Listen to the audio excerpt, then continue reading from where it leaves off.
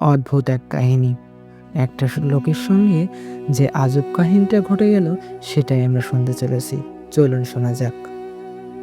আয়ান কলকাতায় একটি সফটওয়্যার কোম্পানিতে কাজ করে। সে প্রতিদিন রাতে ট্রেন ধরে বাড়ি ফেরে।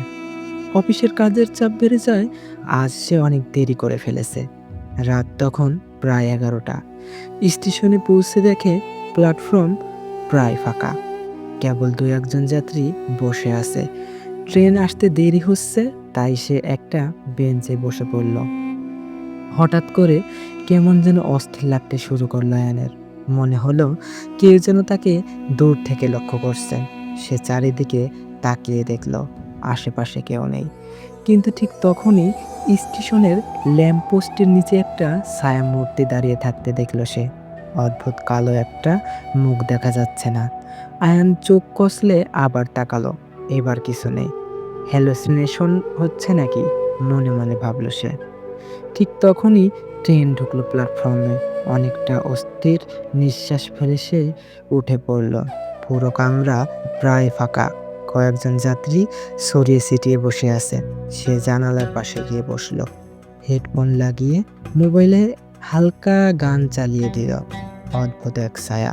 কিছুক্ষণ পর ট্রেনের আলো একবার ঝলসে উঠল, তারপর নিভে গেল কয়েক সেকেন্ডের জন্য। অন্ধকারের মাঝেও আয়ান জানালার কাছে একটা ছায়া দেখতে পেল। কেউ যেন ঠিক তার পাশের সিটে বসে আছে। সে ধীরে ধীরে ঘুরে তাকালো। তার পাশের সিটে বসে আছে এক অদ্ভুত কালো কাপড়ের ঢাকা মানুষ, যার মুখ দেখা যাচ্ছে না। অথচ কয়েক মিনিট আগেও সিটটা খালি ছিল। গলা শুকিয়ে এলো আয়ানের। ঠোঁট কাঁপতে কাঁপতে বলল, কে আপনি? কোনো উত্তর এলো না।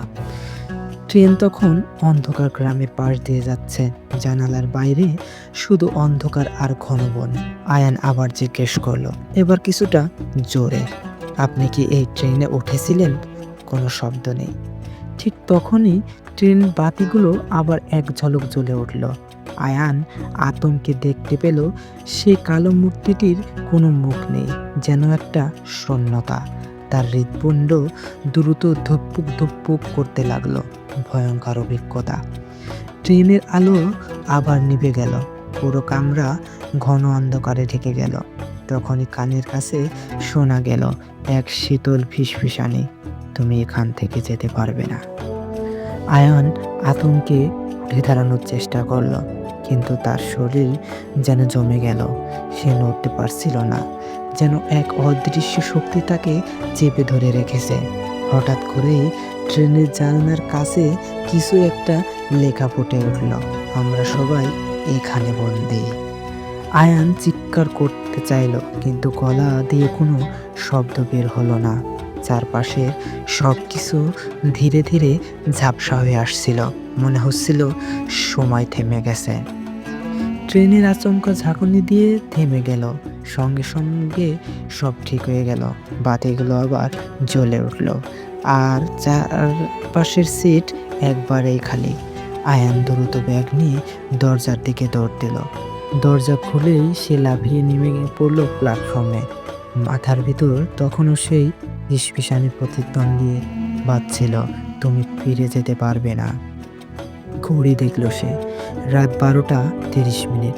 কিন্তু আশ্চর্য বিষয় হলো, স্টেশন কন্ট্রোল রুমে থেকে জানা গেল সেই ট্রেন শেষ কামরাটা নাকি বছরখানেক আগেই এক ভয়ঙ্কর দুর্ঘটনার কবলে পড়ে তখন ট্রেনের বেশ কিছু যাত্রী সেখানে মারা গিয়েছে।